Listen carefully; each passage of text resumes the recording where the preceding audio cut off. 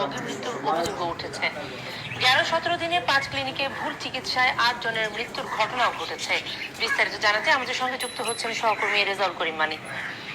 মানিক, এই বিষয়ে সংশ্লিষ্টরা কি বলছেন, কেন কোনো উদ্যোগ নেওয়া হচ্ছে না?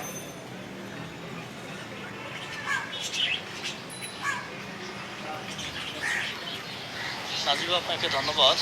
আপনি ঠিকই বলেছেন, রংপুর নগরী কিন্তু অবৈধ ক্লিনিকের নগরীতে পরিণত হয়েছে। প্রতিদিনই ঘটছে ভুল চিকিৎসার নামে প্রাণহানি। একের পর এক প্রাণহানির ঘটনায় রংপুরের আকাশ বাতাস ভারী হয়ে উঠেছে।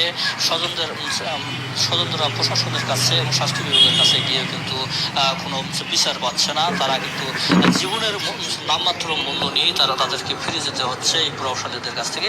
এই বিষয়ে কথা বলার জন্য রংপুর মহানগর সুজনের সভাপতি খন্দকার ফখরুল আলম বেঞ্জুর সাথে আমরা কথা বলতে চাই। জনাব বেঞ্জু, আপনাকে নিশ্চয়ই স্বাগত। আপনি জানেন যে এই নগরীতে প্রতিনিয়তই কিন্তু চিকিৎসায় এবং ডাক্তারদের অবহেলায় কিন্তু রোগী মারা যাচ্ছে এবং অবৈধ ক্লিনিকের সংখ্যা কিন্তু অনেক, আর বৈধ ক্লিনিক মাত্র 118টি। এই বিষয়ে আপনার ধন্যবাদ নিউজ 24-কে। রংপুর নগরীকে দুভাগে বলা যায়, একটা হচ্ছে শিক্ষার নগরী বলা হয়, আবার স্বাস্থ্য নগরীও বলা হয়। কারণ রংপুর মেডিকেল কলেজ সহ এখানে দুটি অনেক বড় প্রাইভেট মেডিকেল কলেজ গড়ে উঠেছে এবং সেখানে হাসপাতালও আছে।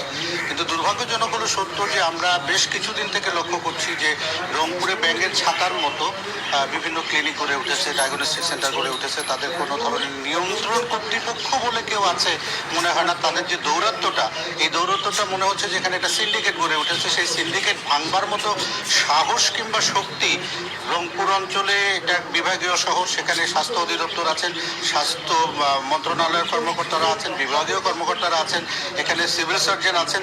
এর আগে আমরা একটা টক শোতে সিভিল সার্জনকে এই বিষয়ে আমরা নিয়ে এসেছিলাম, তাকে কথা বলার জন্য আমরা বিভিন্নভাবে চাপ দিয়েছিলাম। তারা কেন এই 118টি প্রতিষ্ঠান নিবন্ধন হবার পরে কেন অবৈধভাবে এই প্রতিষ্ঠানগুলো গড়ে উঠছে, তার জবাবদিহিতা এবং তার দায়বদ্ধতা সম্পূর্ণরূপে চলে সিভিল সার্জন এবং স্বাস্থ্য অধিদপ্তরে। এখানে প্রশাসনিক কর্মকর্তারা আছেন, এখানে পুলিশ প্রশাসন আছেন, জেলা প্রশাসক আছেন। আমি বিনীত অনুরোধ করবো আজকে নিউজ 24-এর মাধ্যমে যে মানুষ জীবন রক্ষা করবার জন্য যে হসপিটালে ডাক্তারের দ্বারস্থ আমরা হই, সেখানে যে যদি আমরা স্বাস্থ্যসেবার নামে, চিকিৎসার নামে যদি আমাকে লাশ হয়ে ফিরে আসতে হয়, এর দায়বদ্ধতা রাষ্ট্রের এবং রাষ্ট্রের সকল কর্মকর্তা কর্মচারীদের। আমরা মনে করি যে এর জন্য রংপুরে একটি সাঁড়াশি অভিযান, আমি সাঁড়াশি শব্দটা ব্যবহার করলাম, হওয়া উচিত। সেখানে যৌথভাবে সিটি কর্পোরেশন, রংপুর জেলা প্রশাসক, মেট্রোপলিটন পুলিশ এবং সিভিল সার্জন সহ স্বাস্থ্য অধিদপ্তরের যে কর্মকর্তারা আছেন তাদেরকে নিয়ে একটি সাঁড়াশি অভিযান চালানো হোক এবং এই চিরুনি অভিযানের মধ্যে যে সমস্ত প্রতিষ্ঠান অবৈধভাবে গড়ে উঠেছে তাদের বিরুদ্ধে আইনানুগ ব্যবস্থা গ্রহণ করা হোক। এবং গতকাল যে ঘটনাটি ঘটেছে, এর আগে একটি শিশু মারা গিয়েছে এবং আমরা যদি 2 মাসের পরিসংখ্যানে দেখি যে প্রায় 20 জনের উপরে মৃত্যু ঘটেছে আমাদের এখানে। সম্পূর্ণরূপে একদিকে ডাক্তারদের অবহেলা, আর একদিকে অদক্ষ নার্স এবং অদক্ষ ডাক্তারদেরকে দিয়ে যে চিকিৎসা করা হচ্ছে। আজকে সকালবেলা আমি টেলিভিশন চ্যানেলে যে খবরটা দেখেছি তাতে যেটা বলা হয়েছে যে একজন প্রসূতি তার বাচ্চা ডেলিভারি করবার জন্য হসপিটালে এসেছে, সেটাকে তারা সিজারিয়ান করেছে, সিজারিয়ান করার পরে তাকে ছেড়ে দিয়েছে রোজ ক্লিনিক। কিছুদিন পরে তার যখন পেইন হচ্ছে, সে যখন ব্যাক হসপিটালে এসেছে, এটা রোজ ক্লিনিকে থেকে সে অপারেশনটা করে গিয়েছে এবং আবার যখন তার পেইন হচ্ছিল সে সেখানে ব্যাক করেছে।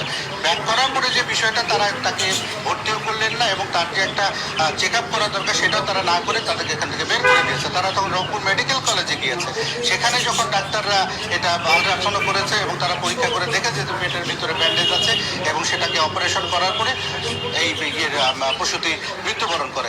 এই যে মৃত্যুর মিছিল রংপুরে তৈরি হয়েছে, একদিকে অবৈধ ক্লিনিকের মিছিল, আরেকদিকে হচ্ছে মৃত্যুর মিছিল, এর দায়বদ্ধতা কোনোভাবে স্বাস্থ্য অধিদপ্তর এড়াতে পারেন না।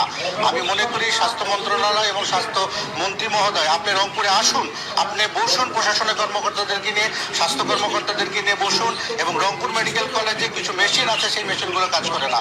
আজকে না বললেই নয়, আজকে মিডিয়ার মাধ্যমে বলতে চাই, রংপুর মেডিকেল কলেজে সম্ভবত 38 কি 28 নম্বর একটি ওয়ার্ড যেটা ইনোভেশন করবার কথা, এখন পর্যন্ত সেই ওয়ার্ডটি মেডিকেল কলেজ কর্তৃপক্ষের কাছে হস্তান্তর না করে যারা এই দায়িত্বটি পালন করেছে, কন্ট্যাক্ট নিয়েছেন, তাদের অফিসে একটা ওয়ার্ডের ভিতরে কি করে থাকে, সেটা হচ্ছে একটা কার্ডিওলজি ডিপার্টমেন্টের একটি ওয়ার্ড। এই যে অব্যবস্থাপনা, অদূরদর্শিতা, জনগণের জীবন নিয়ে ছিনিমিনি খেলা, বর্তমানে বাংলাদেশের প্রধানমন্ত্রী বিভিন্ন সেক্টরে উনি অত্যন্ত জিরো টলারেন্স প্রসেসের মধ্যে আছেন, কিন্তু কর্মকর্তারা প্রজাতন্ত্রের কর্মকর্তা হিসেবে তাদের দায়বদ্ধতা কোথায়?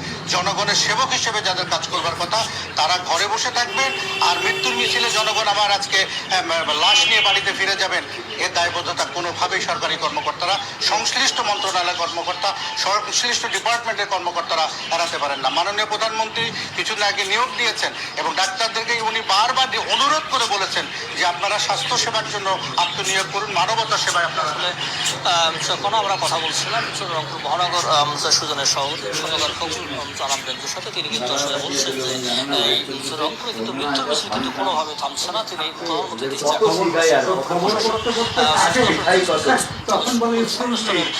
সমাজকে এগিয়ে আসার আহ্বান জানিয়েছেন। কোনো আপনার